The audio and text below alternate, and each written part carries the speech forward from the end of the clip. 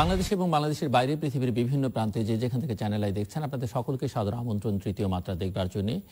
প্রিয় দর্শক, আজ বিকেলে জাতীয় সংসদে অর্থমন্ত্রী আহমদ মোস্তফা কামাল আগামী অর্থ বছর অর্থাৎ 2020-2021 অর্থ বছরের বাজেট জাতীয় সংসদে এক ভিন্ন পরিবেশে ভিন্ন আয়োজনের মধ্যে উপস্থাপন করবেন।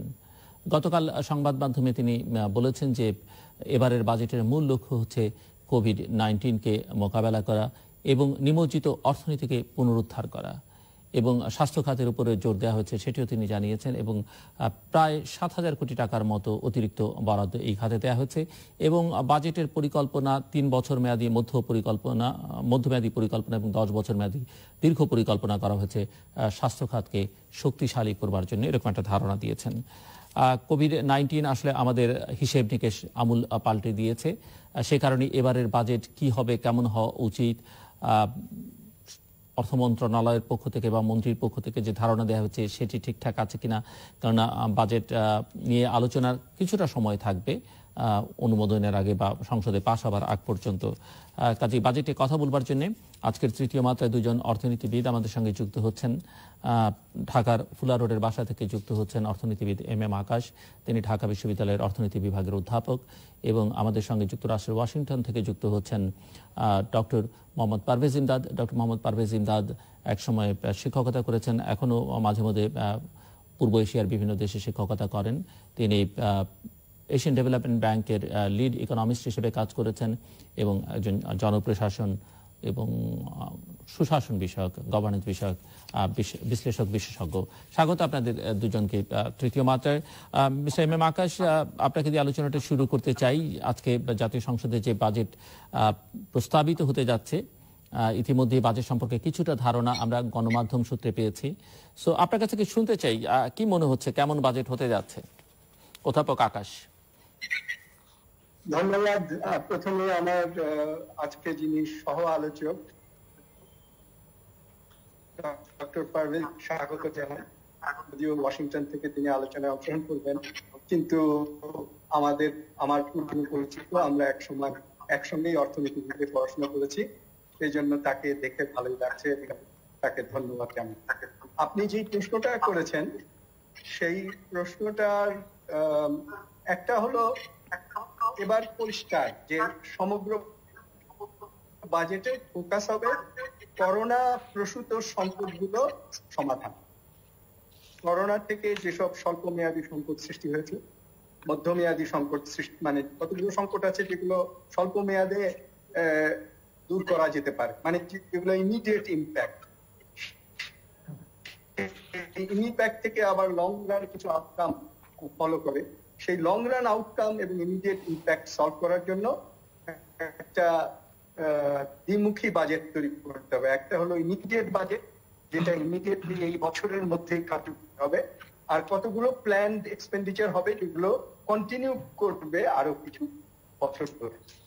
সুতরাং এই বাজেটে যেটা আপনি বললেন শুরুতে বা কিছুক্ষণ আগে নিউজে যেটা জানলাম, যে অর্থমন্ত্রী জানিয়েছেন যে প্রধান লক্ষ্য হবে স্বাস্থ্য ব্যবস্থার পুনরুদ্ধার। সেটা আমি মনে করি সেটা ঠিক। স্বাস্থ্য ব্যবস্থার পুনরুদ্ধার যদি করতে হয় তাহলে কয়েকটা বিষয়ে গুরুত্ব দিতে হবে। যেমন ইমিডিয়েটলি যেটা দিতে হবে সেটা হলো চতুর্থ, নিচের দিক থেকে চতুর্থ, উপরের দিকে বাকি 196টা দেশ। সুতরাং টেস্টের সংখ্যা এগুলো বাড়ানোর একটা ব্যাপার, এবং সেটার জন্য যে ব্যয় বরাদ্দ সেটা আমরা দেখতে চাই। এখন প্রাইভেট চিকিৎসকরা এবং প্রাইভেট হসপিটাল গুলো মানুষ রোগাক্রান্ত হলে চিকিৎসা করছে না যেহেতু, আবার পাবলিক যে ফ্যাসিলিটি সেটা খুবই অল্প। সুতরাং এখানেও আমরা একটা ব্রেক থ্রু দেখতে চাই, দ্রুত কিভাবে হাসপাতালের সংখ্যা বাড়ানো যায়, ডাক্তার সংখ্যা বাড়ানো যায়, নার্সের সংখ্যা বাড়ানো যায়। এগুলো অত দ্রুত করা যাবে না, কিন্তু এগুলোর সুস্পষ্ট ঘোষণা থাকতে হবে। তবে পারভেজ বলতে পারবেন যে এগুলো অনেক সময় আমরা ঘোষণা করি, অনেক সময় আমরা অর্থ নিয়োগ করি, বরাদ্দ দিই। এবারও হয়তো আমরা 7,000 কোটি টাকা বাড়াবো এরকম কথা শোনা যাচ্ছে। তো সেটা খুব বেশি কিন্তু হলো না। 25,000 কোটি টাকা আগে ছিল, মানে চলতি বাজেটে ছিল স্বাস্থ্য খাতে, যেটা বাংলাদেশের ব্যয়টা ছিল সাউথ এশিয়ার মধ্যে লোয়েস্ট, এবং এটাকে 7,000 কোটি বাড়ালেও 33,000 কোটি টাকার মতো করা হবে বলা হয়েছে। 30,000 কোটি টাকা করলেও সেটা আমাদের জিডিপির কত শতাংশ হবে? জি, সেটা আর হোল বাজেটের কত শতাংশ হবে? লোকেরা বলেছে যে বাজেটটা, আমি প্রথম দিকে বলেছিলাম যে স্বাস্থ্য খাতের বাজেটটা এবার দ্বিগুণ করা হোক, অর্থাৎ 25,000 কোটি টাকা 50,000 কোটি টাকা করা হোক। তখন এরকম একটা বিতর্ক হয়েছিল, এবং তখন অর্থমন্ত্রী সহ অন্যান্যরা যারা পলিসি মেকার তারা বলেছিলেন, মান্নান সাহেব বিশেষত বলেছিলেন যে অ্যাবসর্পশন ক্যাপাসিটি তো নাই। এখন অ্যাবসর্পশন ক্যাপাসিটি আছে কি নাই সেটা আমি বলতে পারবো না, সেটা স্বাস্থ্য মন্ত্রণালয়ের হয়তো নাই, কিন্তু চাহিদা তো আছে, এবং সেটার জন্য জরুরি ভিত্তিতে, যেমন আমি একটা উদাহরণ, চায়নায় উহানে অসুখটা হলো, সেখানে তো ওদের রিসোর্স বেশি নাই, কিন্তু ওরা সারা চায়নার রিসোর্স উহানে নিয়ে গেল, রাতারাতি নিয়ে গিয়ে সেটা করলো। আমরা অত রেজিমেন্টেড গভর্নমেন্ট না, আমরা অতটা মোবিলাইজ করতে পারবো না, কিন্তু 25,000 থেকে 7,000 বাড়ানো এটা খুব বেশি হলো এইরকম। আর তারপরেও বড় কথা হলো যে এটা ব্যয়ের ডিসএগ্রিগেটেড তালিকাটা না দেখে বলা যাবে না যে কোন জায়গায় ইনফ্যাসিস, এটা কি বেশিরভাগই আবার বেতন হিসাবে চলে গেল কিনা, বেশিরভাগই আবার স্বাস্থ্য ঝুঁকির কারণে পুলিশ এবং অন্যান্যদের ইন্স্যুরেন্সের টাকা শোধে চলে গেল কিনা, এগুলো একটু খুঁটিয়ে দেখতে হবে। কিছু কিছু বিষয় যেমন বলা হয়েছে, অর্থমন্ত্রী বলেছেন যে যারা এই করোনা কালে কাজ করেছেন, চিকিৎসক, নার্স, তাদের জন্য একটা বরাদ্দ থাকবে। দ্বিতীয়ত তিনি আরো বলেছেন যে এবার দরিদ্রদের দিকে অনেক বেশি নজর দেওয়া হবে, কৃষি খাতকে বেশ কিছু গুরুত্ব দেওয়া হবে। সো এইসব বিষয় নিয়ে আপনি একটু কিছু বলবেন, বা মানে কি মনে হচ্ছে কি? স্বাস্থ্য খাতটা প্রধান, আমি বললাম যে এটার যে প্রয়োজন সেই প্রয়োজনের একটা এক্সপেন্ডিচার তালিকা এবং সেই এক্সপেন্ডিচারের একটা প্রক্ষেপণ, যে এই বছর এইটুক, আগামী বছর এইটুক, এবং আলটিমেটলি এই বছরের মধ্যে এই জিনিসগুলো আমরা করে ফেলবো, এইরকম একটা কংক্রিট প্ল্যান যদি আসে তাহলে আমি বলবো যে এটা পরিস্থিতি অনুযায়ী ভালো রেসপন্স হবে, আর সেটা আর অ্যামাউন্টটাও সেই অনুযায়ী যাতে সামঞ্জস্যপূর্ণ থাকে। আর আরেকটা দুটো কাজ খুব গুরুত্বপূর্ণ, একটা হলো যে যেই লোকরা বেকার হয়েছে এই করোনা ইম্প্যাক্টের কারণে, ইনফর্মাল সেক্টরে বেকার হয়েছে, অথবা যারা বিদেশ থেকে ফিরে আসবে বলে আমরা ধারণা করি, যেহেতু অয়েল ইকোনমিতে ধস নামবে, সুতরাং ওখান থেকে মধ্যপ্রাচ্য থেকে অনেক শ্রমিক হয়তো ফিরে আসা শুরু হয়েছে, আরো আসবে। তো এদেরকে পুনর্বাসনের একটা কর্মসূচি, হয় এদেরকে সামাজিক সুরক্ষার আন্ডারে অন্তর্বর্তীকালীন সামাজিক সুরক্ষা বাজেট একটা করতে হবে, জরুরি ভিত্তিক একটা সামাজিক সুরক্ষা বাজেট করতে হবে। যেমন একটা তো বটেই যে যেই শ্রমিকরা এখন একবার গ্রামে গেল, একবার শহরে আসলো, এবং তারপরে গার্মেন্ট সেক্টরে যদি কারখানা বন্ধ হয়ে যায়, যেটা মালিকরা বলছে যে আমরা তো ডিমান্ড পাবো না যেহেতু সারা বিশ্বে মন্দা, সুতরাং আমরা যদি 10% কারখানা বন্ধ করে হয়ে যায়, তাহলে যেই 40 লক্ষ শ্রমিক নতুন করে বেকার হবে, তাদের জন্য শহরে একটা রেশনিং ব্যবস্থা আমাদের করতে হবে, তাদের জন্য একটা গৃহের ব্যবস্থা করতে হবে, তাদের এলাকাগুলোতে হসপিটাল তৈরি করতে হবে, চেকিং সেন্টার করতে হবে। না হলে কিন্তু এটা কিন্তু গার্মেন্ট সেক্টরের সহ এক্সপোর্ট সেক্টরের পুনরুজ্জীবনের জন্য এসেনশিয়াল, কারণ কোনো ক্রেতা আমাকে অর্ডার দিবে না যদি সে নিশ্চিত না হয় যে এখানে স্বাস্থ্য সুরক্ষার ব্যবস্থা আছে। সুতরাং স্বাস্থ্য সুরক্ষাটা দ্বিমুখী প্রয়োজন, একটা হচ্ছে শ্রমিকদের জীবনের জন্য, আরেকটা হচ্ছে আমার গার্মেন্টস রপ্তানিকে গতিবেগ দেওয়ার জন্য। সুতরাং এইখানে একটা সামাজিক সুরক্ষার প্রশ্ন আছে, কিন্তু এগুলো সবই তো নির্ভর করবে সামাজিক সুরক্ষা। আমাদের দেশে মানুষের খুব বেশি চাহিদা না, তারা ডাল চায়, ভাত চায়, তারা একটু মাছ চায়, একটু খাদ্যটা চায়। সুতরাং এই খাদ্য নিরাপত্তার জন্য কৃষিতে গুরুত্ব দিতে হবে, এবং সেই কৃষি বাজেটটাও সেরকম করতে হবে। আমরা ভাগ্য ভালো যে কৃষক আমাদের অনেক বেশি এবার সফল ফসল দিয়েছে।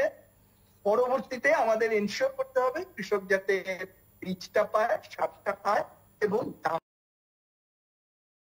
দামটা পায়। জি, আমি আসবো আবার আপনার কাছে। ডক্টর মোহাম্মদ পারভেজ ইমদাদ, এবারের আলোচনা আমি সূচনায় যেটি বললাম আপনি শুনলেন, অধ্যাপক এম এম আকাশের বক্তব্য শুনলেন, এবং একটা বিষয় লক্ষণীয় যে অন্যান্য বারের বাজেটের আলোচনায় বা প্রাক বাজেট আলোচনায় আমরা প্রবৃদ্ধি বিষয় নিয়ে অনেক বেশি কথাবার্তা বলি। ইন্টারেস্টিংলি এবার প্রবৃদ্ধি নিয়ে খুব বেশি কথাবার্তা হচ্ছেন এবং অর্থমন্ত্রী স্বয়ং প্রবৃদ্ধির প্রসঙ্গটাকে খুব একটা সামনে নিয়ে আসেননি। দ্বিতীয়ত হচ্ছে যে গত কয়েক বছর ধরে আমরা বাজেটে দেখছি যে বাজেটের আকার কত বড় হচ্ছে, সেটি আগের থেকেই ফলাও করে প্রচার করা, সেটি নিয়ে অনেক আলোচনা হচ্ছে। গতকাল পর্যন্ত অর্থমন্ত্রী তেমন কোনো ধারণা দেননি যে এবারের বাজেটের আকার কি হচ্ছে, এবং তিনি বলছেন যে এটা খুব গুরুত্বপূর্ণ বিষয় নয়, সমস্যাগুলো চিহ্নিত করা, সমাধান করাটা যাচ্ছে কিনা সেটাই হচ্ছে গুরুত্বপূর্ণ। তো সব মিলিয়ে আপনার কাছে কি মনে হচ্ছে, কেমন বাজেট হতে যাচ্ছে? ধন্যবাদ জনাব জিলুর রহমান। অধ্যাপক এম এম আকাশকে পেয়ে খুব ভালো লাগছে আজকে। উনি একজন বিশিষ্ট অর্থনীতিবিদ এবং উনি আমরা একসঙ্গে ক্লাসমেট ছিলাম অনেক বছর আগে বিশ্ববিদ্যালয়ে। তো আমি ওনাকে ধন্যবাদ জানাচ্ছি যে উনি এসছেন আজকে, এবং আপনাকে ধন্যবাদ জিলুর সাহেব আমাকে এই সুযোগ দেওয়ার জন্য। আমার মনে হয় এবার বাজেটটা একটা ব্যালেন্সিং এবং খুব একটা আর্টিকুলেট এক্সারসাইজ। গভর্নমেন্ট এভাবে চিন্তা করবেন যে একদিকে অ্যান্টি কোভিড যে পরিস্থিতি সৃষ্টি হয়েছে কোভিড এর জন্য, কোভিড-19 এইটার ইম্প্যাক্টটাকে মোকাবেলা করা, এটাকে ফেস করা, এটার যে ইয়েগুলা যে কনসিকুয়েন্সেস গুলাকে ভালোভাবে যাতে আমরা ফেস করতে পারি, 1 নম্বর। 2 নম্বর হচ্ছে যে রিকভারি, ইকোনমিক রিকভারি এবং স্ট্যাবিলাইজেশন, পুনরুদ্ধার ও স্থিতিকরণ। আর পাশাপাশি আমাদের যে অর্থনৈতিক প্রবৃদ্ধি এবং সামগ্রিক উন্নয়ন সেদিকটাকেও, তাহলে আমরা যদি এইভাবেই দেখি যে শর্ট টার্ম এবং মিডিয়াম টার্ম দুভাবে সরকার এই বাজেটটাকে চিন্তা করবেন, এবং শর্ট টার্ম কিছু ইমিডিয়েট যেটা অ্যাড্রেস করা দরকার কম্পোনেন্টস সেগুলা থাকবে, প্লাস মিডিয়াম টার্ম যেটা লং টার্মে যাবে সেদিক থেকেও সরকারের কিছু চিন্তা ভাবনা থাকবে।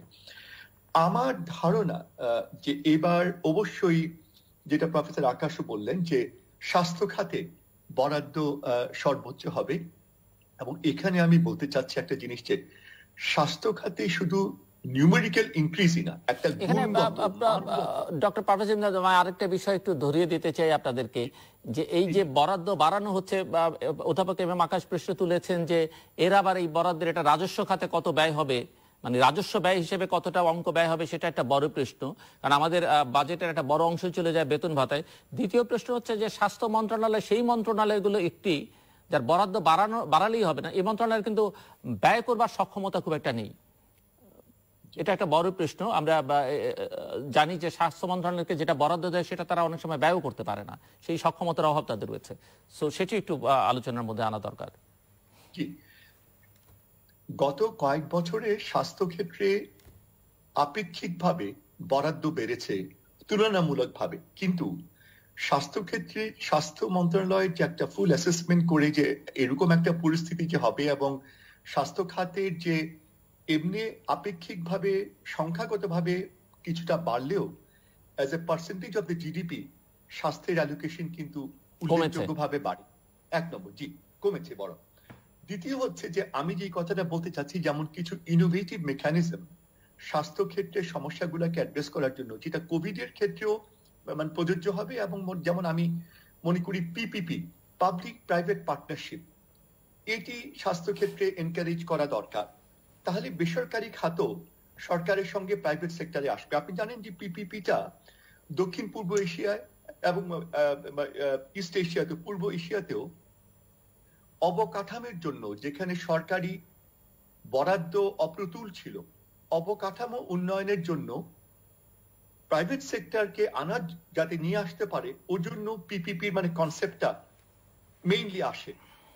এখন সোশ্যাল সেক্টরে সামাজিক উন্নয়নের ক্ষেত্রে জেনারেলি প্রাইভেট সেক্টর একটু সব সময় অ্যাক্টিভ থাকলেও অনেক সময় একটু ওই যেহেতু ওখানে গেইন এবং প্রফিটের মার্জিনটা আসে, সেই ক্ষেত্রে পাবলিক ইনভেস্টমেন্টের সঙ্গে প্রাইভেট ইনভেস্টমেন্ট সবসময় বেশি একটা দেখা যায় না। কিন্তু এই ক্ষেত্রে এখন শুধু বাংলাদেশে না, I am sure the world over একটা নতুন একটা চিন্তা এবং একটা উদ্যোগ হবে, সেটা হচ্ছে যে সামাজিক উন্নয়নের ক্ষেত্রে স্বাস্থ্য, শিক্ষা, দারিদ্র্য বিমোচন এই সকল ক্ষেত্রে পিপিপির বেশি করে সম্প্রসারণ। এখানে আমি আরেকটি বলতে চাই যে স্বাস্থ্য অবকাঠামো সেটির একটি সম্প্রসারণ এবং উন্নয়ন, এবং আপনি যে পয়েন্টটি বললেন স্বাস্থ্য ক্ষেত্রে দক্ষতা এবং স্বাস্থ্য ইনফ্রাস্ট্রাকচার, স্বাস্থ্য অবকাঠামো সম্প্রসারিত করা, এগুলা হয়তো ইমিডিয়েটলি হবে না। এখন যেটা করতে হবে যে মানুষ যাতে চিকিৎসা পায় খুব জরুরি ভিত্তিতে, যাতে সবাই চিকিৎসা পায় সেদিক যাতে দেখতে হবে। আর ওভারঅল আমাদের স্বাস্থ্য ক্ষেত্রে যে ইনক্রিজড অ্যালোকেশন হবে আমরা আশা করছি, সেটা একটা আমাদের স্বাস্থ্য অবকাঠামো উন্নয়ন, পিপিপি কে সম্পৃক্ত করা এবং ওভারঅল স্বাস্থ্য ক্ষেত্রে গভর্নেন্স এবং ম্যানেজমেন্ট সম্প্রসারিত করা। এই ক্ষেত্রে স্থানীয় পর্যায়ে স্বাস্থ্য ব্যবস্থাকে আরো উন্নত এবং সম্প্রসারিত করার জন্য বিশেষভাবে ওই ইনক্রিজড অ্যালোকেশনের মধ্যে আমার মনে হয় দৃষ্টি দেওয়াটা অত্যন্ত অপরিহার্য। এবার আমি যেটা বলতে চাচ্ছি যে গ্রোথ সম্পর্কে আপনি যে কথাটা বলছিলেন, দেখুন আমরা বিভিন্ন প্রজেকশন দেখছি, বিভিন্ন আন্তর্জাতিক সংস্থা বিভিন্ন রকমের ফিগার্স তারা দিচ্ছে। আমরা অপেক্ষা করব মাননীয় অর্থমন্ত্রী যেটা দিবেন সরকারের পক্ষ থেকে, এবং সেটাই কি আমরা ধরবো যে আমাদের অ্যাকচুয়াল ফিগার্স সেটাই, এবং accordingly we should proceed accordingly. আমার এখানে একটা কথা হচ্ছে যে এবার গ্রোথ যদি কিছুটা নিম্নমুখী হয়ও আমাদের চিন্তার কোনো কারণ নেই, বা আমাদের কনসার্নের খুব একটা কারণ নেই, কারণ সারা ওয়ার্ল্ড ময় এবার গ্রোথ নিম্নমুখী হবে অনেকগুলো কারণ। কোভিড এর ইফেক্টে আপনি দেখেন যে ওভারঅল ট্রেড একদম নিচের দিকে নেমে যাবে অনেক ক্ষেত্রে যদি কোভিড এই বছর শেষ পর্যন্ত চলে। এবং আমি যে কথাটা বললাম ওদিন একটা আলোচনায় যে একটা মাইল্ড রিসেশন চলছে এখন, and hopefully COVID will be well tackled by this year or even earlier, আমি আশা করছি সবার মতো। যদি নেক্সট ইয়ারের ফার্স্ট পার্ট পর্যন্ত যায় তাহলে it might take the form of a mild depression। তো এখন কোভিড এর ইম্প্যাক্টটা মিট করার জন্য গ্রোথের যে ইসলামটা হবে এখন একটু, এটা কাটিয়ে উঠতে বেশি সময় লাগবে না, এক নম্বর। দুই নম্বর হচ্ছে যে তেলের দাম কমে যাওয়াতে উন্নত উন্নয়নশীল বিভিন্ন দেশে প্রবৃদ্ধির মাত্রাটা কিছুটা ব্যাহত হবে। বাণিজ্য, তেলের দাম এবং ওভারঅল আপনার সাপ্লাই এবং ডিমান্ড, চাহিদা এবং সরবরাহ ক্ষেত্রে যে বাধাটা আসবে সেক্ষেত্রে প্রবৃদ্ধি সাময়িকভাবে কিছুটা কমলেও কিন্তু বাংলাদেশ এই ক্ষেত্রে বাংলাদেশের অর্থনৈতিক ভিত্তি বেশ সুদৃঢ়, এবং আমার মনে হয় যে এই বছর একটু কম হলেও আশা করছি আমি অ্যারাউন্ড, আজকে আমরা জানবো মাননীয় অর্থমন্ত্রীর সরকারের যেটা দিবেন ফিগারসটা, it should be around 5 to 6%। এবং এটা আবার ফিরিয়ে আনা, আমরা যে গ্রোথ রেটে ছিলাম এটা আগামী বছর দুয়েকের মধ্যে ফিরে আসা খুব একটা অসুবিধা হবে না। সেই ক্ষেত্রে মিডিয়াম টার্ম চ্যালেঞ্জ গুলো সেদিকে আমার মনে দৃষ্টি দেওয়াটা অপরিহার্য। এখানে আমি একটু বলতে চাচ্ছি দিল সাহেব, আপনি বাজেট সম্পর্কে জিজ্ঞাসা করেছেন। আমার ধারণা যে এবার বাজেটের সাইজটা যেটা হবে সেটার 65% এর মতো, if I am not wrong, যদি আমার ধারণা ঠিক হয়ে থাকে, যদি ভুল না হয়ে থাকে, নন ডেভেলপমেন্ট বাজেটের দিকে যাবে, এবং development budget will be around 35% বা 60-40। তার কারণটা হচ্ছে যে এবার একটা বড় কারণ হচ্ছে যে ডেভেলপমেন্ট গোলস যেগুলো আমাদের আছে, কদিন আগে NEC national economic council approve করেছে, যেটা প্রায় 2005 কোটি টাকার মতো, যেটা আমাদের অ্যানুয়াল ডেভেলপমেন্ট প্রোগ্রাম।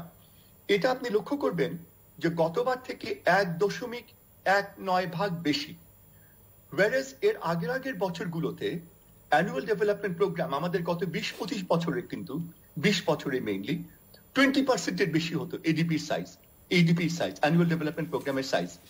এটা সরকার খুব সাবধানতার সঙ্গে এবার ডেভেলপমেন্টটাকে, যে প্রজেক্ট গুলা ধরেন অগ্রাধিকারের নয়, এবং সেদিক থেকে সরকার mainly stimulus package, cash transfer, safety nets, এদিকে সরকারের দৃষ্টি থাকবে বলে আমার কাছে মনে হয়। সেখানে গভর্নমেন্ট অ্যালোকেশনটা এবার গতবারের থেকে খুব বেশি হয়নি in terms for the annual development programme. আরেকটা আমার ধারণা যে রেভিনিউর ক্ষেত্রে জাতীয় রাজস্ব বোর্ডের উপর দায়িত্বটা আবার মানে বর্তাবে, এবং আমি আশা করছি যে টোটাল রেভিনিউ টার্গেট যা হবে তার প্রায় 70% সরকার জাতীয় রাজস্ব বোর্ডের মাধ্যমে আদায় করার কথা চিন্তা ভাবনা করবেন। এটাই হবে আমার মনে একটা বেশ। আমি আসবো আবার আপনার কাছে। জি, থ্যাংক ইউ। অধ্যাপক এম এম আকাশ, মূল সংকট যেটা আমরা দেখি বাজেটের সময়, বিশেষ করে এবার তো যেটা হবে সেটি হচ্ছে অর্থায়ন। অর্থ কোত্থেকে আসবে? যদিও অর্থমন্ত্রী বলছেন বা পরিকল্পনা মন্ত্রীও বলছেন বিভিন্ন আলোচনায় যে বিশ্ব ব্যাংক, এশীয় উন্নয়ন ব্যাংক সহ দাতারা, এই ধরনের আন্তর্জাতিক উন্নয়ন সংস্থাগুলো অনেক অঙ্গীকার করছে, তারা অনেক সহায়তা দেবে। কিন্তু আমরা জানি যে আমাদের মোট অঙ্কের তুলনায় সেটা খুব বেশি হওয়ার কথা নয়, আপনারা ভালো বলতে পারবেন। এবং বাজেট বাস্তবায়নটা আরেকটা বড় চ্যালেঞ্জ। এবার একটা বড় চ্যালেঞ্জ হবে, কারণ আমরা যা রেভিনিউ তুলবো ভেবেছিলাম তা কিন্তু তুলতে পারিনি। চলতি বাজেটে রেভিনিউ শর্টফল, কেউ বলে 1 লক্ষ কোটি টাকা, কেউ বলে তার চেয়ে একটু কম, কিন্তু বিরাট একটা শর্টফল আছে। কিন্তু আবার এক্সপেন্ডিচারও হয়তো কম আছে।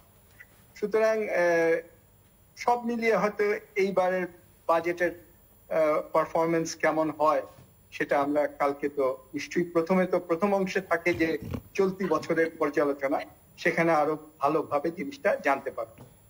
কিন্তু পরবর্তী বছরে যে রেভিনিউ আমরা বাড়াবো, যেটা না বাড়ালে পরে আমাদের পরবর্তী বছরের বিগ বাজেটকে আমরা সাপোর্ট করতে পারবো না, সেটা আমরা যতই বাড়াই না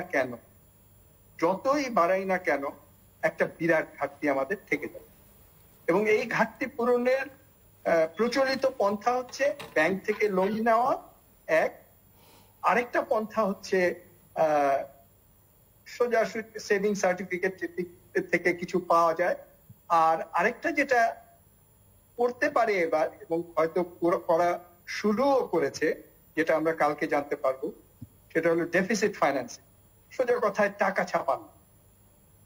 আমি একটা জিনিস জানতে আগ্রহী যে প্রায় 70 থেকে 80 লক্ষ টাকার মতো, 80 লক্ষ কোটি টাকার মতো যে জরুরি অর্থনৈতিক প্রণোদনা দেওয়া হলো ব্যাংকগুলোতে, আমরা তো জানতাম যে ব্যাংকগুলো সেই টাকা নাই ব্যাংক, তাহলে ওই টাকাটা আসলো কতটুকু? ডেফিসিট ফাইন্যান্সিং থেকে আসলো, কতটুকু বাংলাদেশ ব্যাংক ধার দিল?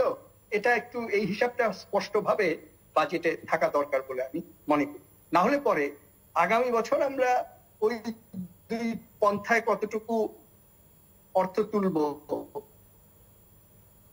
সেটা দিকে নর্মালি তো আমাদের প্রিন্সিপাল রক্ষা করতে পারবো। যদি ওরকম ঘাটতি অর্থায়ন করতে হয়, তাহলে ইনফ্লেশনকে যদি আমরা অ্যাভয়েড করতে চাই, ফিউচার ইনফ্লেশন, তাহলে ডেফিসিট ফাইন্যান্সিং এ একটু কম গিয়ে বরং আমাদের ফরেন এইডকে এবার মোবিলাইজ করার চেষ্টা করতে হবে। কিন্তু ফরেন এইডকে যখন আমরা মোবিলাইজ করার চেষ্টা করব, এবার মোবিলাইজ করা সম্ভব, কারণ already AIIB, Asian infrastructure bank, তাদের কাছে সরকার বলেছিল টাকার জন্য, তারা হয়তো টাকা দেওয়ার চেষ্টা করছে। তারাও কমিট করেছে। চাইনিজ লবি থেকে, হ্যাঁ, তারাও কমিট করেছে দেবে। তারাও কমিট করছে, ADB কমিট করেছে, ওয়ার্ল্ড ব্যাংক কমিট করেছে। সুতরাং এগুলো আমরা হয়তো পাবো। কিন্তু প্রবলেম হচ্ছে এখানে একটা কন্ডিশনালিটির ব্যাপার থাকে এবং দর কষাকষির ব্যাপার থাকে, এবং গভর্নমেন্ট এফিসিয়েন্টলি যাতে দর কষাকষি করে, এবং একটা জিও পলিটিক্স এর ব্যাপারও থাকে।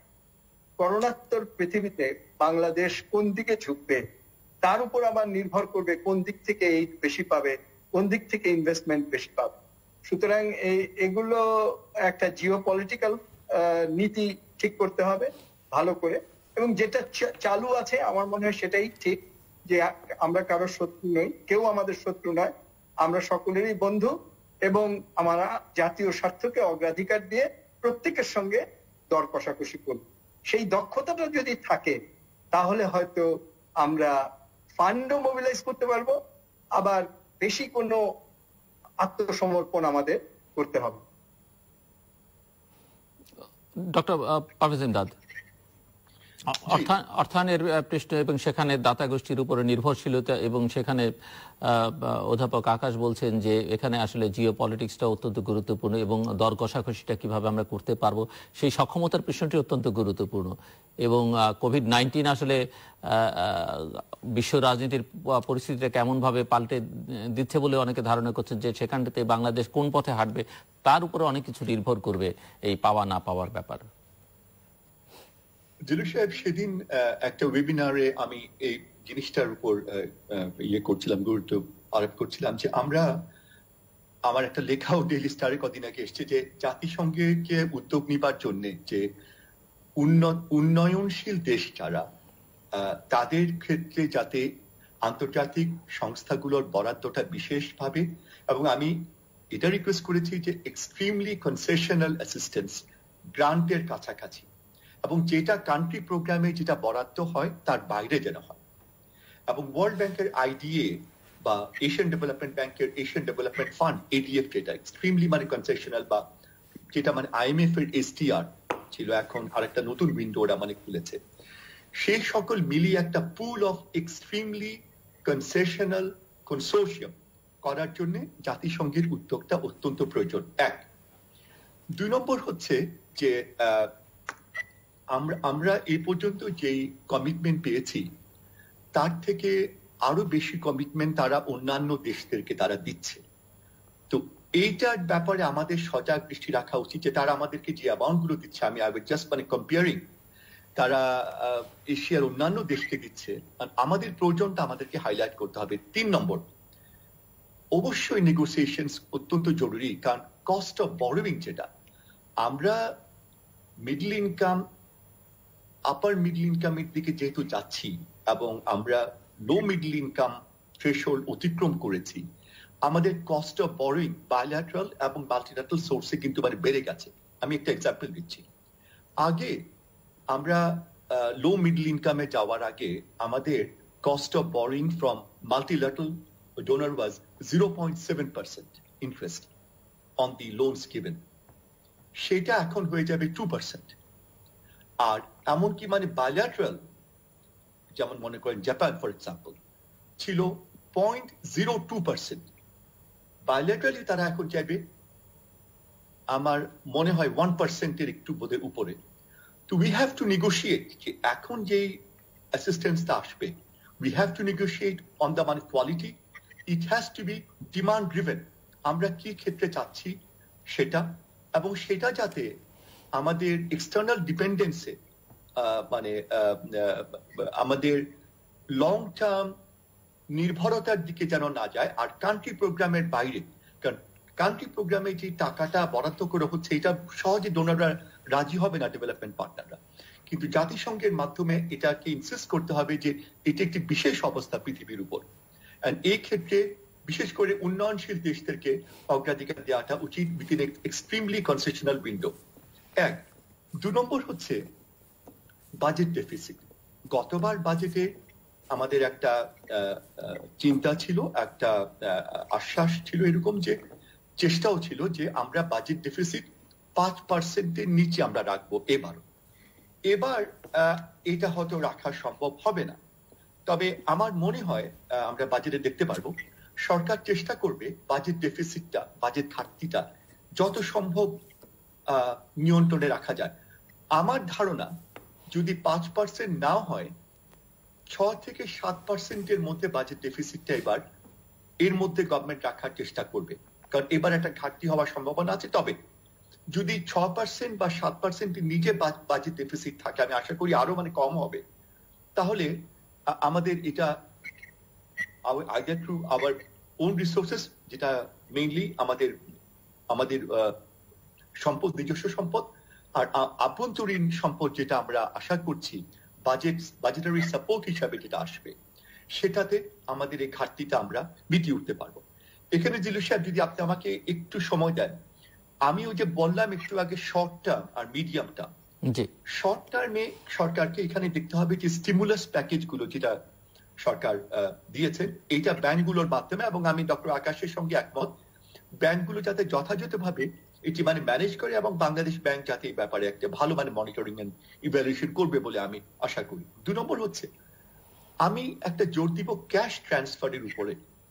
এটা যেভাবে আমরা দেখি না কেন, মোট কথা হচ্ছে একটি মেকানিজমের আন্ডারে কোনো মানুষ যেন অর্থ থেকে একেবারে বঞ্চিত না থাকে, এবং এটা আমাদের টার্গেটেড গ্রুপস যারা আছে, ভালনারেবল গ্রুপস, তার বাইরেও আমাদের জনগণ, আমাদের সাংবিধানিক অঙ্গীকার অনুযায়ী মানুষ যাতে access to credit, the minimum credit, যেটা দিয়ে তার জীবন চলতে পারে।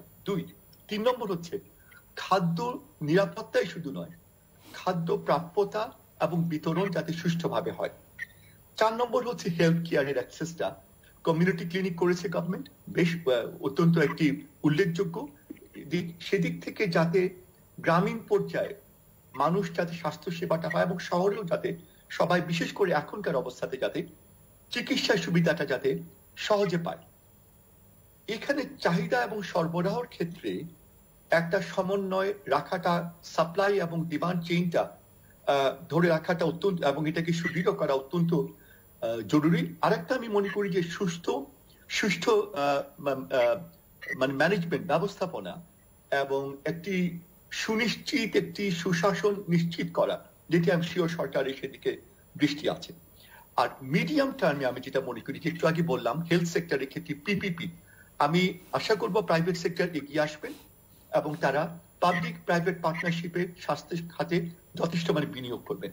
2 নম্বর আমি মনে করি যে সেফটি নেটটাকে এখন আরেকটু সম্প্রসারিত ভাবে দেখাটা উচিত। আমি মনে করি এটাকে একটা সোশ্যাল প্রোটেকশন এবং ওয়েলফেয়ার নেট, শুধু রেশন কার্ড নয়। আমাদের এনআইডিটা হওয়া উচিত এখন একটি কল্যাণ কার্ড। এনআইডি শুধু আমাদের নাগরিকত্বের কার্ডই নয়, এনআইডির মাধ্যমে বাংলাদেশের প্রত্যেকটি নাগরিক যাতে খাদ্য, বাসস্থান, চিকিৎসা, মানে অ্যাবসলিউটলি মানে মিনিমাম রিকোয়ারমেন্টস, এটা যাতে অ্যাক্সেস থাকে এনি ফর্ম। এটা হয়তো ইমিডিয়েটলি সরকারের পক্ষে করা সম্ভব না, কিন্তু এটা মিডিয়াম টার্মে এটাকে আমি মনে করি ওয়েলফেয়ার নেট, সম্প্রসারিত সামাজিক নিরাপত্তা, রক্ষণ এবং কল্যাণ নেট। 3 নম্বর হচ্ছে আমি মনে করি যে ড্রাইভার্স অফ গ্রোথ, এটা আমি বলছি মানে মিডিয়াম টার্মের কথা। আমরা এখন রেমিটেন্স এবং রেডিমেড গার্মেন্টসটাকে আমরা ছাড়বো না, এটা থাকতে হবে। আমরা এখানে যে ডিফিসিয়েন্সি গুলো আছে আমরা এগুলাকে অ্যাড্রেস করব। তার পাশে আমি মনে করি যে নতুন drivers of growth, agriculture, Siraj Saheb যেটা দিয়েছেন পেপারটা, সেখানে আমি দেখলাম অনেক কিছু ওখানে উপাদান আছে। এই ক্ষেত্রে ICT services and products, SMEs, small and medium enterprises, এগুলার দিকে জোর দিলে আমাদের গ্রোথের সহায়ক শক্তি আরো আসবে। ট্যাক্স জিডিপি রেশিও, ডক্টর আকাশ বলেছেন একটু আগে যে অর্থায়নের কথা, ট্যাক্স জিডিপি রেশিও এখন 8.6 আছে। এটা আমরা মিডিয়াম টার্মে 15 থেকে 20 ভাগে নিতেই হবে আমাদের, তাহলে আমাদের আভ্যন্তরীণ অর্থায়নের সুযোগ এবং সম্ভাবনা অনেক শক্তিশালী হবে। আর ডেভেলপমেন্ট পার্টনারশিপের ক্ষেত্রে আমাদের আরো স্কিলফুল নেগোসিয়েশনস এর মাধ্যমে আমরা যাতে, আমাদের এখনো একটা শক্তি আছে যে আমাদের এক্সটার্নাল ডেট কম, সেদিক থেকে আমাদেরকে খেয়াল রাখতে হবে। আমি মনে করি অনেকগুলো প্রসঙ্গ টানলেন ডক্টর পারভেজ ইমদাদ। এখানে একটি প্রশ্ন যে তিনি রেমিটেন্সের কথা বলেছেন, দ্বিতীয়ত তিনি তৈরি পোশাক খাতের কথা বলেছেন, কিন্তু আমরা জানি যে কোভিড-19 পরিস্থিতি যদি আরো বেশ খানিকটা সময় কন্টিনিউ করে তাহলে এর পরিস্থিতি কি হবে এখন পর্যন্ত অনিশ্চিত। এই খাতগুলো আসলে কতটা সহায়তা দিতে পারবে। দ্বিতীয়ত উনি পাবলিক প্রাইভেট পার্টনারশিপের কথা বলেছেন। সেখানটাতে একটা প্রশ্ন হচ্ছে যে আমরা গত কয়েক বছর ধরে দেখছি যে দেশে বিনিয়োগটা খুব একটা সন্তোষজনক হচ্ছে না। সো এই রকম পরিস্থিতিতে যে বিনিয়োগ বাড়বে সেটাও কতটা প্রত্যাশা করা যাবে সেটি একটি প্রশ্ন। এবং অধ্যাপক আকাশ এর সঙ্গে একটু যোগ করে দিতে চাই যে শিক্ষা এবং গবেষণা, এই দুটো খাত, আমরা স্বাস্থ্যের সঙ্গে গত কয়েক বছর ধরে শিক্ষা খাত আনুপাতিক বরাদ্দ কিন্তু আসলে কমেছে, এবং গবেষণা খাত, শিক্ষা খাত, এই দুটো আসলে এই ধরনের সংকট মোকাবেলার জন্য খুবই জরুরি ছিল। কাজে এই জায়গাগুলো কিভাবে অ্যাড্রেস করা হবে বাজেটে সেটাও দেখার বিষয়। আপনার কোনো পরামর্শ থাকলে। আপনি প্রাইভেট সেক্টর এইভাবে মানে ব্ল্যাঙ্ক ওয়ার্ড বা একটা শব্দ বললে ভুল বোঝাবুঝি হবে, কারণ কেউ বলতে পারে যে কৃষি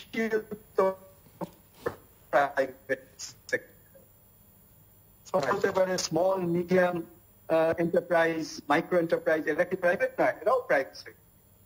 আমি মূলত বলছি যে লার্জ স্কেল যে হাউসগুলো ব্যাংক থেকে ঋণ নিয়ে ঋণ খেলাপি হয়েছে এবং যেই হাউসগুলো দেশে টাকা বিনিয়োগ না করে টাকা বাইরে পাচার হয়ে দিচ্ছে। যেমন এই সময় করোনাকালে বেস্ট এক্সাম্পল হচ্ছে শিকদার গ্রুপের সঙ্গে যে ব্যাপারটা ঘটলো, ন্যাশনাল ব্যাংকের সঙ্গে ব্যাংকের মারামারি। তার মানে এই হাউসগুলোর মধ্যে যে কালচারের অভাব আছে, যেটাকে মানে সফিস্টিকেটেড বুর্জোয়া কালচারের অভাব আছে, এটা অস্বাভাবিক না, কারণ তারা নোভারেজ মানে খুব দ্রুত, আপনি জানেন আমাদের রিপোর্টে প্রকাশিত হয়েছে, ইন্টারন্যাশনাল রিপোর্টে, যে বাংলাদেশের ধনী হওয়ার গতি হলো সবচেয়ে বেশি দুনিয়ার।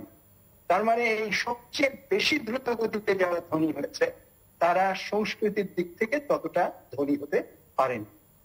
সুতরাং তারা বিভিন্ন জায়গায় ইনভেস্ট করেছে, বাংলাদেশে করেনি, এবং এখনো তারা নানাভাবে টাকা পয়সা ট্রান্সফার করছে। সুতরাং ওই প্রাইভেট সেক্টর, ওই যে a few large scale rich households, nouveau riche, এদের উপর আমার ভরসা, এর আইডিয়া।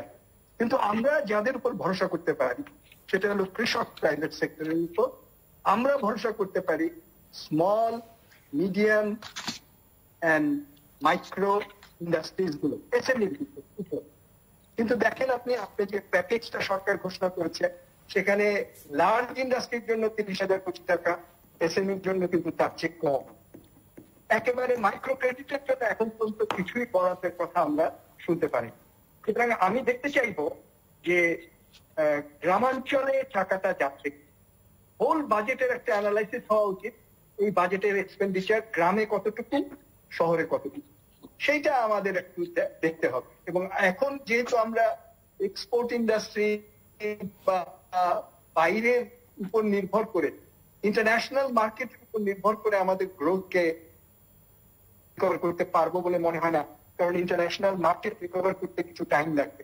সুতরাং এখন আমাদের টাকা পাম্পিং করতে হবে ডোমেস্টিক অ্যাক্টিভিটির দিকে, এবং সেখানে কৃষি হচ্ছে সবচেয়ে গুরুত্বপূর্ণ আর এসএমই হচ্ছে সবচেয়ে গুরুত্বপূর্ণ। কিন্তু কৃষি এবং এসএমইতে ব্যাংক বরঞ্চ গ্রাম থেকে টাকা নিয়ে এসে শহরে অল্প কিছু ধনী লোকদের দিয়েছে, যাদের রিকভারি রেট হলো অনেক কম, যারা খেলাপি ঋণ বেশি, আর যাদের রিকভারি ছোট গ্রাহকদের তাদের দিচ্ছে। এটা তো পলিটিক্যাল কমিটমেন্টের ব্যাপার। এখন তাহলে এখানে তেমন কোনো চেঞ্জ হবে বলে আমার মনে হয় না।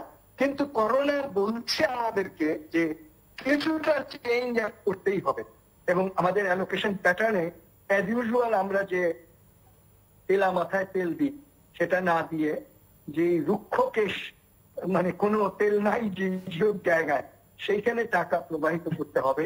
তবে হ্যাঁ, ব্যাংক বলতে পারে যে আমি এসএমই কে দিব, তারপরে এসএমই যদি শোধ না করে তখন আমি তো লস, তা আমার এই শোধ করার রিস্ক আছে এখন।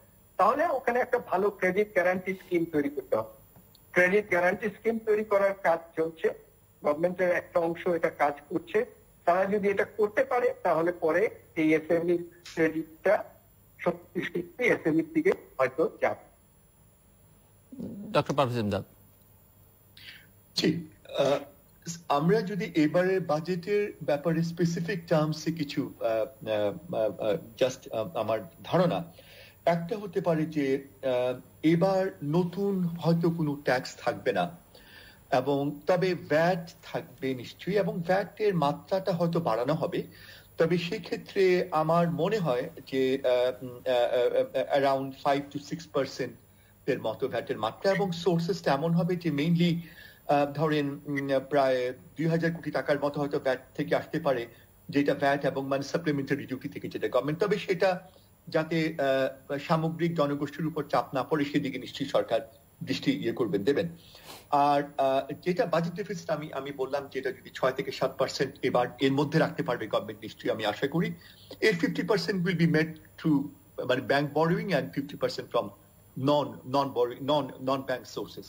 আরেকটা আমার ধারণা যে এবার নন ডেভেলপমেন্ট, যেটা আমি বললাম যে 65% হবে নন ডেভেলপমেন্ট বাজেট। সেটা কারণটা হচ্ছে যে এবার এটার মধ্যে, কারণ সরকার জোর দিবে এবার সমাজ মানে কোভিড উদ্ভূত পরিস্থিতিটাকে ফেস করার জন্য। সেখানে যে উদ্যোগগুলো নেওয়া হয়েছে, অ্যারাউন্ড 13 to 15% হয়তো মানে স্টিমুলাস প্যাকেজের হিসাবটা আসবে, এবং সেফটি নেটের জন্য ইনক্রিজ সোশ্যাল প্রোটেকশন, সেফটি নেটের জন্য ইনক্রিজ অ্যালোকেশন থাকবে।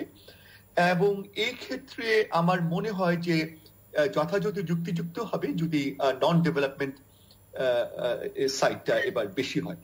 ইনকাম ট্যাক্স রিলিফ আমি আশা করছি যে ওই গতবার ছিল 2.5 লাখ যাদের income for the whole year, এবার হয়তো আরেকটু বাড়তে পারে 3 লাখ 3.5 লাখের মতো। এগুলো আমার মানে ধারণা, আমি যেভাবে চিন্তা করছি আগের বাজেটগুলোকে দেখে। আরেকটা হচ্ছে যে ইনকাম ট্যাক্স স্ল্যাব, যেটা এটাও আমার মনে হয় যে গতবারের 10 থেকে 20% ছিল, 10 থেকে 30 মতো ছিল গতবার। এটা এবার গভর্নমেন্ট সেদিকেও দৃষ্টি দেবেন এবং 10 থেকে 15 বা 15 থেকে 20%-এর বেশি যাবে না। কর্পোরেট ট্যাক্স, যেটা কর্পোরেট ট্যাক্স আমার মনে হয় যেহেতু অনেক লকডাউনের সময়ে অবশ্য অনেকেই চাকরি হয়তো ঠিক মতো ইনকাম হয়নি, বেতন পায়নি এবং লকডাউন করতে হচ্ছে আমাদের, অবশ্যই আমাদের সিচুয়েশন যেমন মানে হয়েছে, সেই ক্ষেত্রে কর্পোরেট ইনকাম ট্যাক্স আমার মনে হয় গভর্নমেন্ট অ্যারাউন্ড 2 to 3% রিডিউস করতে পারে। তো সেই ক্ষেত্রে আমি যেটা মনে করি যে ভ্যাটের ক্ষেত্রে চাপটা পড়বে না সাধারণ মানুষের উপরে। ভ্যাটের যে দুটো মেইন ইয়ে থেকে আসে, সেটা সিগারেটস অ্যান্ড এবং কার্স, মানে আইটেম, লাক্সারি আইটেম, সেদিক থেকে হয়তো আসবে। এক্সপোর্ট এন্ড ইম্পোর্ট ডিউটি আমার ধারণা কিছুটা বাড়বে, এবং এই ক্ষেত্রে এক্সাইজ ডিউটি সরকার একটা সহনীয় এমন একটা পর্যায়ে যেটা রেভিনিউকে সাহায্য করবে, মানে গভর্নমেন্টকে বেশ এখানে সুন্দরভাবে একটা ইয়ে করছে আমি শিওর, যে একটা মানে ব্যালেন্স করতে হবে যেখানে রাজস্ব দিকটাও খোলা থাকে। এবং আমি যেটা বললাম একটু আগে, এনবিআর এর কাছ থেকে রাজস্বটা আসবে মেইনলি, সেটি হয়তো একটি চ্যালেঞ্জ হবে, কিন্তু লং টার্মে, আমাদের মিডিয়াম টার্মে বলতে গেলে, নট ইভেন লং টার্ম, রাজস্বর দিকটা আমাদের পাশাপাশি আমাদের রিসোর্স, ইন্টারনাল রিসোর্স বাড়ানোর ক্ষেত্রে যে চেষ্টাটা, সেটা আমাদের করতে হবে, রাখতে হবে। একটু আগে আমি বলেছিলাম যে ডেভেলপমেন্ট গোলস আমাদের এবার নন প্রায়োরিটি, যেগুলো একটু লেস প্রায়োরিটি, নন প্রায়োরিটি বলবো না, সেগুলোর দিকে অ্যানুয়াল ডেভেলপমেন্ট প্রোগ্রামের সাইজটা আমি আশা করছি বা ছোট হবে, এবং সেটা এমন হবে যেটা ইমপ্লিমেন্টেবল, যেটা মানে বাস্তবায়নযোগ্য। আরেকটা জিলু সাহেব, এটা ইনফর্মাল সেক্টর, যেটা আগে বিভিন্ন সময় আলোচনা হতো যে মানে ব্ল্যাক মানি করা, হোয়াইট করা, এটা থাকতে পারে, এবং এটা থাকাটা যুক্তিযুক্ত। আমি মনে করি গভর্নমেন্ট যদি মানে মনে করে যে রিসোর্সেস এর দরকার আছে এবং যে টাকাটা আনইউটিলাইজড হয়ে গেছে, এই টাকাটাকে গভর্নমেন্টের মানে রেভিনিউকে মানে স্ট্রেংথেন করতে, গভর্নমেন্ট আগের অভিজ্ঞতা থেকে এটাকে কিভাবে ইফেক্টিভলি ইউজ করা যায়, so that money can be whitened, সেদিক থেকে আমার মনে হয় এই সকল চিন্তা ভাবনা বোধহয় বাজেটে থাকবে বলে আমি আর আশা করছি। অধ্যাপক আকাশ, ফাইনাল রাউন্ড, এবং এখানে প্রতি বছরই বাজেটের আলোচনার মধ্যে আমরা ব্ল্যাক মানি বা অপ্রদর্শিত অর্থ কিভাবে এটাকে বলবো সেটা নিয়ে নানা বিতর্ক হয়, কিন্তু আলোচনাটা প্রতি বছরই খুব গুরুত্ব পায়। তো এই বিষয়ে আপনার এবং প্রধান চ্যালেঞ্জ আসলে এবারের বাজেটের আপনি কি দেখেন সেটা একটু শুনতে চাই, অর্থমন্ত্রীর জন্য, সরকারের জন্য, এবং একই সঙ্গে নাগরিকদের জন্য কি চ্যালেঞ্জ সামনে? দুটো চ্যালেঞ্জ। প্রথম একটা চ্যালেঞ্জ হলো প্রায়োরিটি ঠিক করা, অগ্রাধিকার ঠিক করা। যেমন ধরেন ডেভেলপমেন্ট, নন ডেভেলপমেন্টের কথা চিন্তা করি, ডেভেলপমেন্ট বাজেট কম, অত বেশি নাও হতে পারে, যেহেতু এখানে ট্রান্সফার পেমেন্ট অনেক বেশি থাকবে, সোশ্যাল সিকিউরিটি থাকবে বেশি, সুতরাং নন ডেভেলপমেন্ট থাকবে। নন ডেভেলপমেন্টের মধ্যে শুধু তো ট্রান্সফার পেমেন্ট আছে তা না, আরো 3টা খুব বড় খাত। একটা হলো অ্যাডমিনিস্ট্রেশন, একটা হলো ডিফেন্স, একটা হলো ল অ্যান্ড অর্ডার। গত বাজেটে 45% অফ 5 লাখ যেই বাজেটটা ছিল আর কি, তার 45% স্পেন্ড হয়েছে এই 3টা খাত। এবারও কি তাই হবে? দেখতে হবে। আর নন ডেভেলপমেন্টের আদার পার্ট, যেটা পারভেজ বললো, যে ওই গরিবদের জন্য সামাজিক সুরক্ষা ইত্যাদি ইত্যাদি, সেটা বেড়ে যদি নন ডেভেলপমেন্ট বাজেট বাড়ে তাহলে একরকম, আর যদি ওই তিনটার ক্ষেত্রে আরো বেড়ে যদি পারে তাহলে আরেক রকম। এই প্রশ্নটা আমি রাখছি ওটার পরিপ্রেক্ষিতে, এবং এটা হলো ব্রড স্পেকট্রাম। তাহলে এইখানে একটা জিনিস, আর আরেকটা জিনিস হলো অগ্রাধিকারটা আমরা স্বাস্থ্য খাতে কতটুকু দিলাম, কৃষি খাতে কতটুকু দিলাম, সামাজিক সুরক্ষা খাতে কতটুকু দিলাম, এগুলো বিচার করার জন্য সুশাসনটা দরকার হবে। মানে আমাদের প্রস্তাব ঠিক আছে, প্রস্তাব আমরা ভালোই পাবো, কিন্তু আগামীতে এই প্রস্তাব বাস্তবায়ন হচ্ছে কিনা এবং ঠিক মতো বাস্তবায়ন হচ্ছে কিনা সেইটা কেমনে বিচার করবো, সেইটা বিচার করার একটা ব্যাপার হচ্ছে গুড গভর্নেন্স থাকলে এটা হবে, শিষ্টের পালন এবং দুষ্টের দমন থাকলে ঠিক মতো বাস্তবায়ন হবে, আর না হলে হবে। এখন শিষ্টের পালন এবং দুষ্টের দমনের মেকানিজম, যদি আমরা কালো টাকাকে আবার বলি যে তোমরা বিনিয়োগ করো আর তোমাদের কিচ্ছু জিজ্ঞেস করবো, তাহলে তো এটা দুষ্টের দমনও হলো না, শিষ্টের পালনও হলো, বরঞ্চ শিষ্টের শাস্তি হলো শিষ্ট কাজ করলো শিষ্ট ভাবে, কিন্তু সে সুযোগটা পেল না। বা যদি এখন একটা পানিশমেন্ট ট্যাক্স থাকতো তাহলে আমি বলতাম যে হ্যাঁ, অবশ্য জানি না এবার থাকবে কিনা, এটাও দেখতে হবে। আরেকটা জিনিস যেটা লাগবে, মানে তিনটা জিনিস লাগবে, একটা হলো প্রথম হলো আপনার ভয়েস, মানুষের কণ্ঠস্বর লাগবে, একদম প্রথম লাগবে ট্রান্সপারেন্সি, অর্থাৎ সমস্ত বাজেটটা আলটিমেটলি কোথায় কোন জায়গায় কতটা পেমেন্ট করে সব জায়গায় প্রকাশ করে দেওয়া। আমার শিমুলপুর গ্রাম যাতে জানতে পারে যে আমার জন্য সোশ্যাল সিকিউরিটি এত টাকা আসে, আমার ইঞ্জিনিয়ারিং ইন্ডাস্ট্রি যাতে জানতে পারে যে আমার জন্য এসএমই থেকে এত টাকা আসে, আমার ডাক্তাররা যাতে জানতে পারে, হসপিটালরা যাতে জানতে পারে যে এই জায়গায় হসপিটাল হবে, আমার কমিউনিটি ক্লিনিক জানতে পারে যাতে আমার এই কাজ হয়। সুতরাং বাজেটে বরাদ্দটা ডিসঅ্যাগ্রিগেটেড ওয়েতে ট্রান্সপারেন্টলি কোথায় কতটুকু হবে এটা যত পরিষ্কারভাবে জানানো হবে তত এটা মনিটর করার সুবিধা হবে। 2 নম্বর হলো ট্রান্সপারেন্সি আপনি করলেন, কিন্তু মনিটর করে কেউ যদি দেখলো এখানে কোনো অন্যায় হচ্ছে তাহলে সে সেটা প্রকাশ করবে কিভাবে, অর্থাৎ তাকে ভয়েসের সুযোগ দিতে হবে।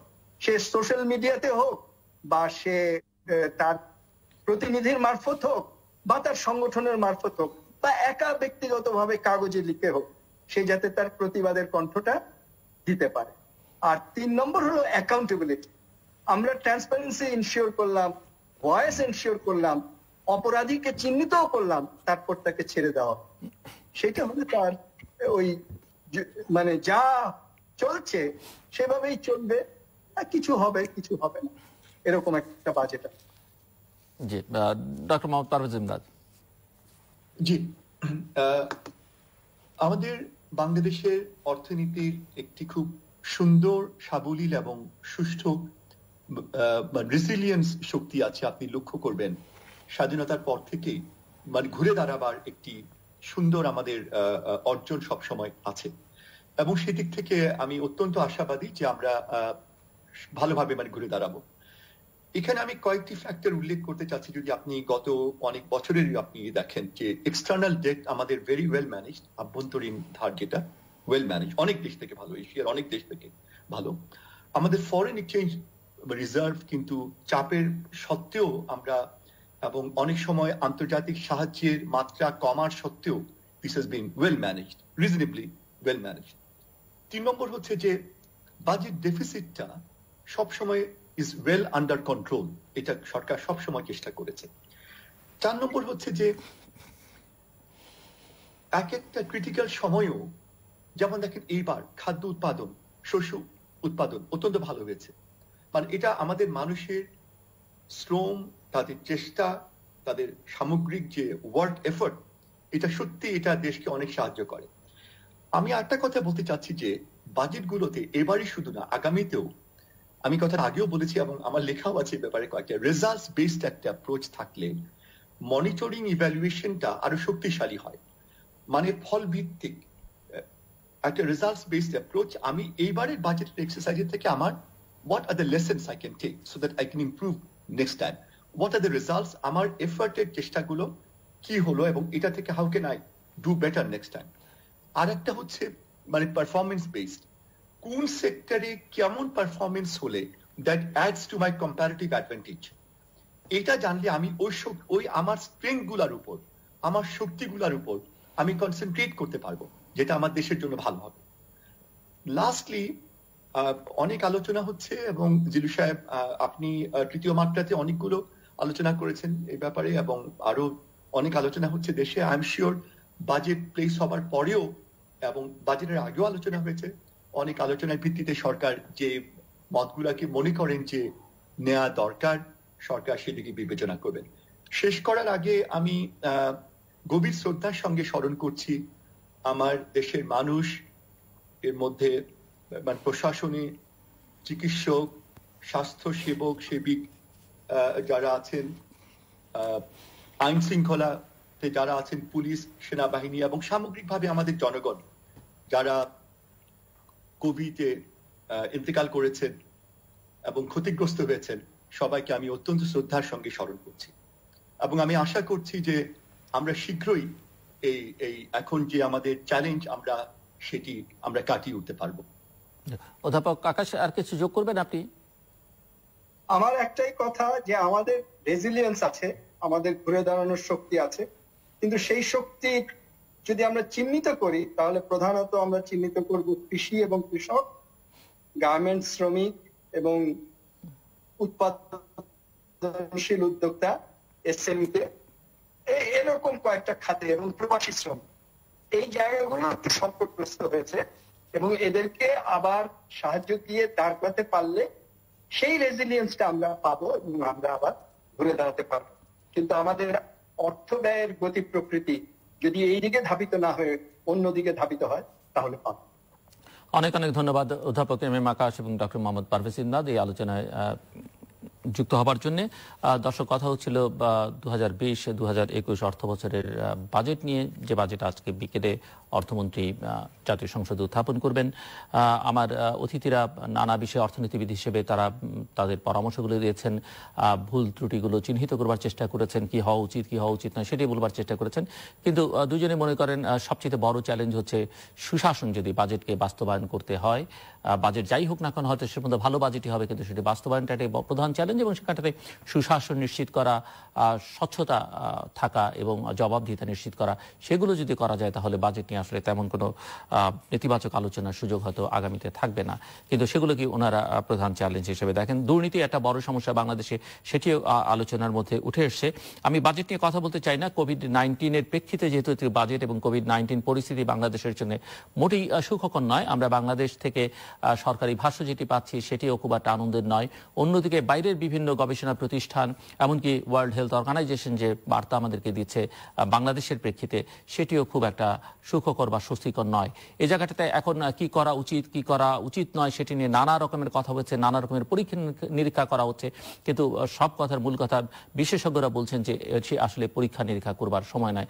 যা এখন করা উচিত সেটা হচ্ছে এমন একটা ধারণা বিভিন্ন মহল থেকে দেওয়া হচ্ছে যে অঞ্চল ভিত্তিতে লকডাউন করা নয়, পুরো দেশটাকেই, কারণ পুরো দেশে এটি ছড়িয়ে পড়েছে, একেবারে জরুরি অবস্থা ঘোষণা করে কারফিউ জাতীয় একটা কিছু করে, মানে লকডাউনের ধারণা আমাদের এখানে যেহেতু অনেকের কাছে এই শব্দের সঙ্গেই পরিচিত নন, অনেকে সাধারণ ছুটিও সবাই ছুটি বা বিনোদনের জন্য একটা অবকাশের জন্য কিছু একটা হিসেবে নিয়েছেন। কাজে এটাকে কারফিউ 144 ধারা যেভাবেই হোক না কেন একেবারেই মানুষকে ঘরে বন্দী রাখার ব্যবস্থা করতে হবে। একই সঙ্গে যারা ঘরে থাকবেন, যাদের ঘরে অর্থ থাকবে না, যাদের ঘরে আহার থাকবে না, তাদেরকে সেগুলো পৌঁছাবার ব্যবস্থা রাষ্ট্রকে নিতে হবে, এবং সেটি 15 দিন বা 1 মাসের জন্য করা দরকার। একই সময়ে সারা দেশে টেস্ট এটি করতে হবে, যত অধিক সংখ্যক সম্ভব মানুষের টেস্ট করা দরকার, পরীক্ষা করা দরকার, সেটি নিশ্চিত করতে হবে। এবং সেই পরীক্ষার পরে যাদেরকে কোভিড আক্রান্ত হিসেবে পাওয়া যাবে তাদের জন্য ভালো আইসোলেশনের ব্যবস্থা করতে হবে, এবং একই সঙ্গে যারা আক্রান্ত তাদের সংস্পর্শে যারা এসেছেন তাদের জন্য কোয়ারেন্টাইনের ব্যবস্থা নিশ্চিত করতে হবে। সবগুলো কাজ একই সঙ্গে করতে হবে এবং অত্যন্ত শক্ত ভাবে করতে হবে, কঠিনভাবে করতে হবে, এবং সেটি যদি না করা যায় বাংলাদেশের সামনে আরো অনেক বড় বিপদ অপেক্ষা করছেন। সেটি চারিদিক থেকে বার্তা আসছে, কাজে এই বার্তাও আসলে মানুষকে আরো বেশি অসুস্থ করে তুলছে। দর্শক, আমাদের সঙ্গে থাকবার জন্য অসংখ্য ধন্যবাদ। আপনাদের সবার জন্য শুভকামনা, নিরাপদে থাকুন এবং ঘরে থাকুন।